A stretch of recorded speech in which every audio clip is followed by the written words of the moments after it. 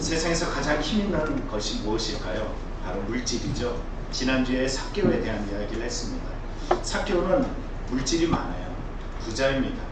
그의 삶 가운데 우리가 기억할 것은 그가 이 물질의 힘을 알고 있다는 거죠. 예수님께서도 뭐라고 말씀하셨어요?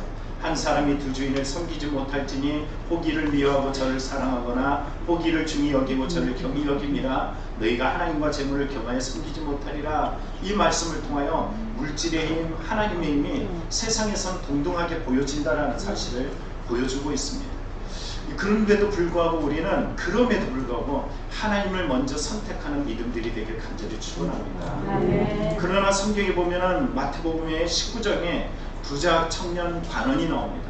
그는 물질 때문에 예수님의 길을 따르지 못했음을 보여줍니다. 그 청년이 재물이 많음으로 이 말씀을 듣고 근심하며 가니라. 그러나 오늘 성경 속에 나타난 세리, 다시 말하면 삭개오는 어때요? 성경에 보면은 그는 세리장이고 또한 부자입니다. 부자임에도 불구하고 예수님을 따랐던 이유는 뭐냐면 돈이 가져다 주는 것을 몰랐다는 거죠. 돈을 가져다 준다 그래도 돈이 가져다 주는 그 한계점을 알았다는 것이, 여러분 기억해 보십시오. 침대는 살 수 있습니다. 그러나 깊은 잠은 살 수가 없어요. 이 돈으로 책은 살 수 있지만 우리는 지혜를 살 수가 없습니다. 돈을 가지고서 우리는 음식을 살 수 있지만 식욕을 살 수는 없다는 사실입니다. 선물은 살 수 있겠지만 사랑은 살 수 없습니다. 우리는 이 땅에서 돈을 가지고 약은 수없이 좋은 걸 살 수 있지만 나의 건강을 회복시킬 수 있는 힘은 우리에게 없다는 사실입니다. 십자가를 살 수 있을지 몰라요. 그러나 우리는 구원을 살 수가 없습니다. 성경에 보면은 우리가 보는 내용이 있죠. 거지 나사로 이야기를 보면 부자이기 때문에 화려한 장례식은 치렀어요. 그러나 천국은 살 수 없었던 것을 기억합니다. 오늘 우리는 이 땅에서 물질이 가져다주는 한계점을 인정하며 우리는 주님 앞에 더 나아가는 믿음이 되어야 될 줄 믿습니다. 여러분 삭개오는 돈이었지만 우리에게는 건강, 우리에게는 명예, 우리에게는 권력, 우리에게는 사람, 그 모든 것들이 가져다주는 삶의 한계점, 그 한계점을 만날 때마다 우리가 기억해야 될 것은 예수께로 더욱더 예수께로 올라가는 그 믿음의 힘을 얻기를 축복합니다. 성경이 잠언서에 이렇게 말합니다. 나를 사랑하는 자들이 나의 사랑을 입으며 나를 간절히 나를 찾는 자가 나를 만날 것이며, 여러분 이 믿음이 여러분 안에 나타나기를 간절히 축원합니다. 두 번째, 오늘 성경의 두 번째 이야기로 이어집니다. 그래서 오늘 나를 부르신 주님 두 번째 이야기는 예수님께서 삭개오를 부르신 이유는 상처 때문이에요. 상처. 여러분 부자이기 때문에 상처가 없다, 그럴 수 없습니다. 인생이라는 존재는 상처 없이는 존재하지 않습니다. 옆 사람의 얼굴 보세요. 어때요? 멀쩡해 보이죠? 그러나 마음은 썩어 들어가는 부분들이 다 하나씩 있습니다. 그 마음속에 상처가 있어요. 근데 더군다나 삭개오는 매일매일 느끼는 상처가 있습니다. 어떤 상처냐면 삭개오, 이 뜻은 깨끗한 자라는 뜻을 가지고 있어요. 그러나 사람들은 삭개오의 이름을 부르기를 거부해요. 뭐라고 거부할까요? 이렇게 말합니다. 내국놈, 돈 좋아하는 놈, 돈밖에 모르는 놈, 죄인들의 우두머리, 나쁜 놈, 보기 싫은 놈, 이 정도입니다. 성경 보면 누가복음 19장 7절을 보면은 삭개오를 표현한 부분을 이렇게 표현해요. 저가 죄인의 집, 삭개오의 집이라고 표현하지 않아요. 누구의 집? 죄인이라고 표현해요. 죄인이에요. 참 얼마나 슬플까요? 사람들이 바라보는 그 모습 속에 죄인이다, 매국노다, 돈밖에 모르는 놈이다, 이게 다 뭐냐면 거절감이에요. 나 너 싫어, 너 외면해, 이름 부르기 싫어, 너 보기 싫어, 꼴 보기 싫어, 이런 말들이 그의 모든 삶 속에 매일같이 느껴지고 만나지는 것이, 삭개오는 이걸 누구보다도 알았습니다. 나를 싫어하는구나, 나를 외면하는구나, 내가 돈은 있지만 저 사람들의 마음은 살 수가 없구나, 이걸 누구보다도 잘 알고 있었어요. 더군다나 그에게는 신체적 장애까지 가지고 있었습니다. 성경에 보면은 이거를 상처라고 표현되지만 대목이 있는데요. 우리가 지난주에 봤던 것처럼 이런 내용이 있죠. 그가 예수께서 어떤 사람인가 하여 보고자 하되 키가 작고 사람이 많아 할 수 없어. 여러분 삭개오의 마음속에 보고 싶은 마음이 있어요. 그래서 예수님을 보려고 가면 갈수록 매일 인생에 부딪혀 오는 그 어려움들은 뭐냐면 사람이라는 장벽이에요. 나는 키가 작아. 에제텔이라는 말이 끊임없이 집요하게 계속 반복을 하지만 이 단어들을 다시 한번 생각해 보면 끊임없이 막힘이 되고 있다라는 거예요. 근데 그 이유가 뭐냐면 키 작은 사람, 내 인생의 신체적 이 장애 연약함들이 그에게 엄청난 고통과 괴로움을 가지고 있다는 것을 잘 보여주고 있습니다. 여러분, 인생의 거절감으로 살아간 인생, 그리고 마음의 수인생이 육체적인 이러한 장애를 가지고 있으면 이상해요. 어떤 일들이 있냐면 삐딱해요. 나도 모르게 삐딱해집니다. 왜 그러냐면 사람들이 나를 삐딱하게 만든단 말이에요. 근데 사람들이 나를 삐딱하게 한다 그래서 나조차 삐딱할 필요는 없습니다. 제가 어느 날 한 유튜브를 보는데 그 흑인하고 그리고 한국 사람 사이에서 태어난 그 한 외국인이 TV에 나와가지고 이런 얘기를 해요. 한국 어머니가 가르쳐준 지혜라고 이야기를 하더라고요. 여러분, 삐딱한 사람이 첫째도 삐딱, 두 번째도 삐딱, 세 번째도 삐딱 이렇지 않습니다. 그의 마음속에도 착한 마음이 있어요. 제가 고등학교 때 깡패들을 좀 사귀며 그랬는데 이 친구들하고 친해지니까 첫째는 깡패, 둘째는 깡패인데 세 번째 가보니까 그 마음속에 여린 마음들이 있어요. 그래서 할머니 이야기를 하다가 막 울어. 엄마 얘기를 하다가도 울어. 선한 마음이 있습니다. 이 흑인 아버지부터 태어난 이 아이가 엄마로부터 배운 게 있대요. 첫째 패스, 두 번째 생각 패스, 세 번째 생각 나올 때 그때서 말해. 이렇게 얘기를 알려줬다는 거예요. 내 마음속에 상처, 내 마음속에 거절감, 내 마음속에 그런 부정적인 요소들이 나타날 때 우리는 그런 부정적인 마음들, 부정적인 생각들을 그대로 표현하고 행동하게 되면 어떤 일이 있을까요? 사도행전에 예수님께서 사울에게 던져줬던 말을 한번 생각해 보시죠. 사울아, 사울아, 내가 어찌하여 나를 박해하느냐? 가시채를 뒷발질하기가 내게 고생이냐. 여러분, 계속 가시채를 채면 누구만 아파요? 나만 아파요. 내가 상처에 있다고, 내가 고난이 있다고, 내게 거절감이 있다고, 사람들이 나에게 어려움을 줬다고 해서 계속 그것을 생각할수록 우리는 어떨까요? 삶이라는 하나님의 은혜들은 점점 소실되고 결국은 없어질 수 있습니다. 예수님께서 전도 보내면서 그들에게 줬던 메시지가 있죠. 거절해요. 상처를 줘요. 그러나 그들에게 뭘 선포해라? 평안을 선포해라. 예수님이 주신 것은 평안입니다. 여러분, 우리의 인생에 상처 없는 사람 없어요. 조금 전에 여러분들이 얼굴을 보았던 것처럼 인생에 거절감 없는 사람 없습니다. 다 그냥 크냐 작냐라는 문제예요. 옆 사람 한번 보세요.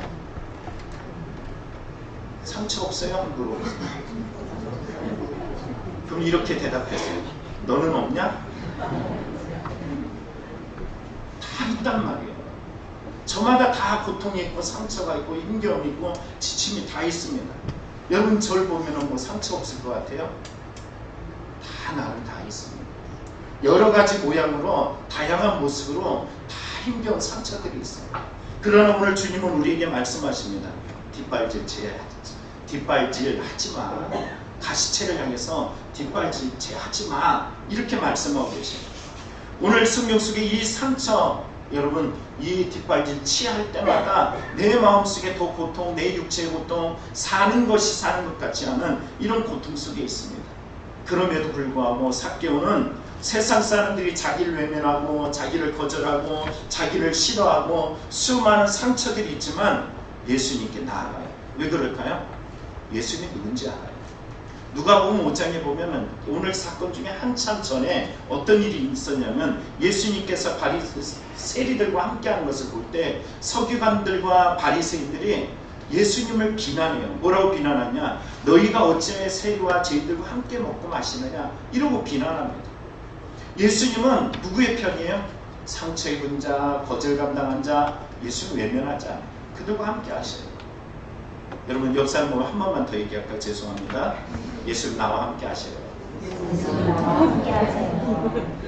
이런 나를 외면하지 않습니다.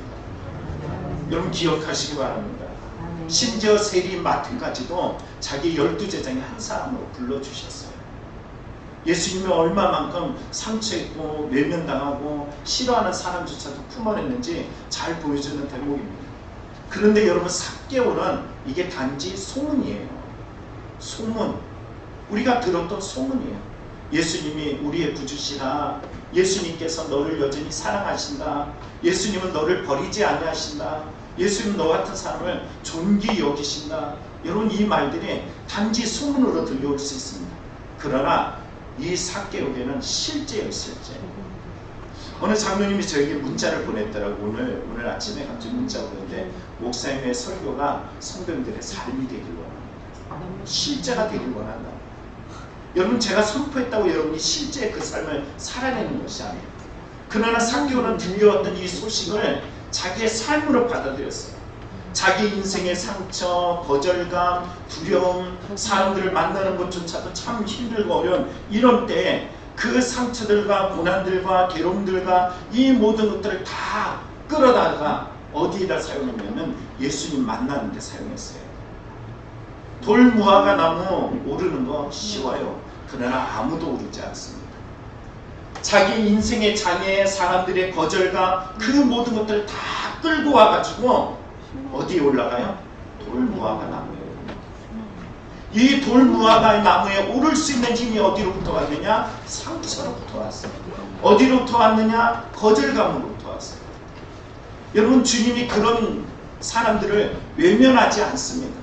나의 인생 속의 상처, 고통, 괴로움들, 문제들, 여러분, 주님은 끊임없이 우리의 삶의 돌무화과 나무들을 참 많이 갖다 놓으셨어요. 그게 예배고, 그게 기도고, 그게 새벽 예배고, 그게 성경을 읽고 주님을 찾아가는 시간이고, 수많은 것들이 있는데 사람들은 이것들을 참 외면합니다. 안 돼, 난 아직 안 돼, 아직 내가 안 됐어. 여러분, 주님이 지나가고 계셔요. 계속 거기 머무실 것 같습니까? 우리에게 다 때가 있어요. 우리의 상처와 우리의 고난들과 우리의 문제들과 어려움들을 통해서 주님께서 우리를 돌무화과 나무에 오르게 하시고자 원하시는 당신의 때가 있습니다. 여러분, 그곳이 올라가기 어려운 이유가 뭡니까? 내 생각, 사람들이 바라보는 시선들, 나의 지금 인간적인 시간들, 그런 것들은 결국 그곳에 오르지 못합니다. 그러나 거절감, 상처, 두려움, 고통, 이 모든 것들을 발판 삼아서 주님이 만나주시는 무화 돌무화과 나무에 오르시는 성도가 되기를 간절히 축원합니다. 서두에서 말했던 것처럼 하나님은 나를 사랑하는 자가 나의 사랑을 입어요. 나를 간절히 찾는 자를 만나주시겠다고 말씀하고 계십니다. 아무도 삭개의 이름을 불러주지 않았어요. 깨끗한 자? 웃기고 있네. 너 같은 놈 싫어. 안 만나. 다 거절하고 외면할 때 예수님께서는 사람들이 와서 이렇게 말하죠. 죄인, 죄인. 그러나 예수님은 찾아오셔서 이렇게 불러줍니다. 삭개오야, 속히 내려오라. 내가 오늘 내 집에 유하여 하겠다. 주님은 그 사람에게 찾아오십니다. 주님 바로 여러분의 삶에 찾아오십니다. 우리 여러분의 상처, 여러분의 거절감, 여러분 인생의 수많은 고난과 어려움 속에서 여러분 주의 이름을 불러보시기 바랍니다. 그 돌무화과 나무에 올라가서 그냥 주님을 부르시면은, 아니 때로는 잠잠히 있으면, 아니 때로는 그냥 그곳에서 울고만 있어도 주님은 찾아오셔서 우리를 안아주시면서 삭개오야, 삭개오야 그러면서 안아주신 놀라운 은혜들을 경험하게 될 줄 믿습니다. 세 번째입니다. 자, 세 번째는 예수님이 삭개오를 부르신 이유는 하나님의 자녀이기 때문이에요. 누가 봐도 삭개오는 하나님의 사람이 아닌 것처럼 보여요. 여러분 1절에 보면 나타난 것처럼 예수님은 어떻게 해요? 그냥 지나가려고 하셨어요. 그런데도 불구하고 이 삭개오가 머무는 그 집에 유하겠다, 내가 너희 집에 거하겠다, 네 집에 들어가겠어 라고 하신 이유가 있습니다. 이 모습은 예수님이 삭개오의 마음속에 있는 뭔가를 알고 계셨어요. 그게 뭔가가 뭘까?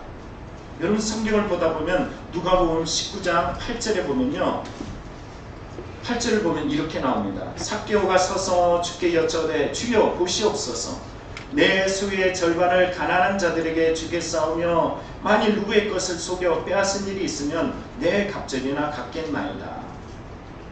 표준세 번역으로 다시 한번 읽어보면 이렇게 말합니다.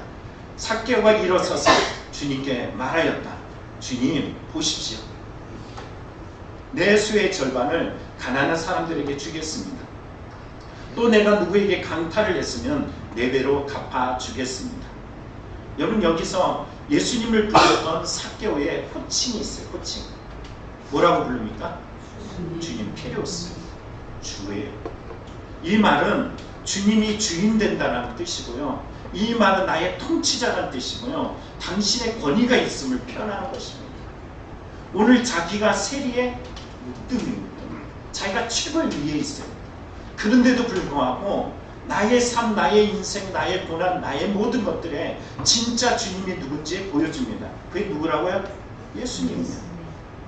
삭개오가 왜 그렇도록 예수님을 찾았냐면 예수님을 주로 바라보고 있었음을 잘 보여주는 대목입니다.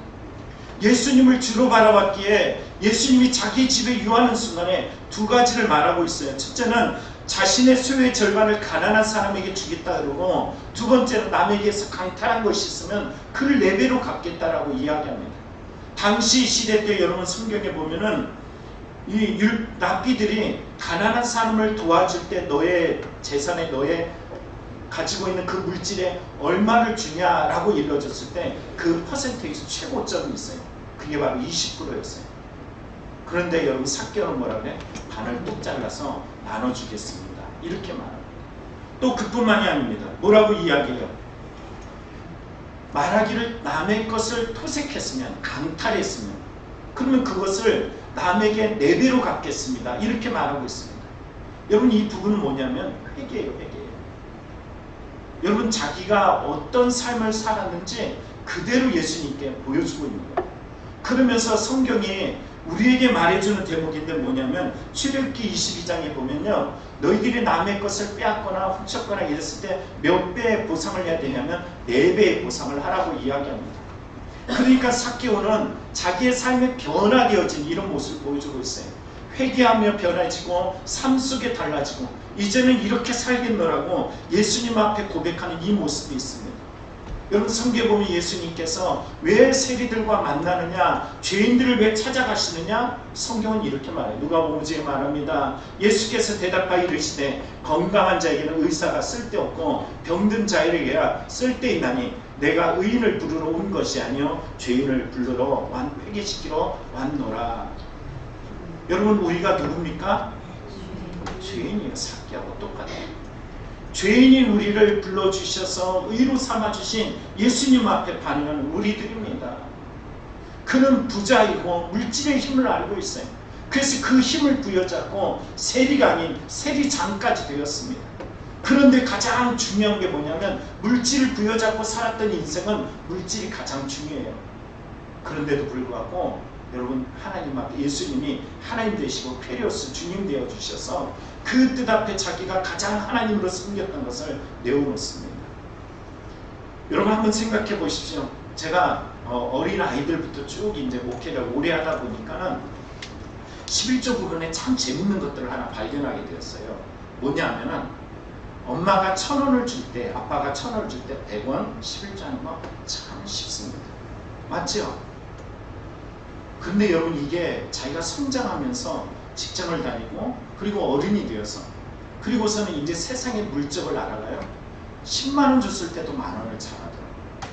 그런데 여러분, 점점점 삶이 이제 나아지고 윤택해져서 풍요로워지면은 여러분 어떻게 하는지 아세요? 맞아요. 여러분의 몸으로 보여주는 것처럼 그러면 그 다음부터는 11조 안 하려고 해요.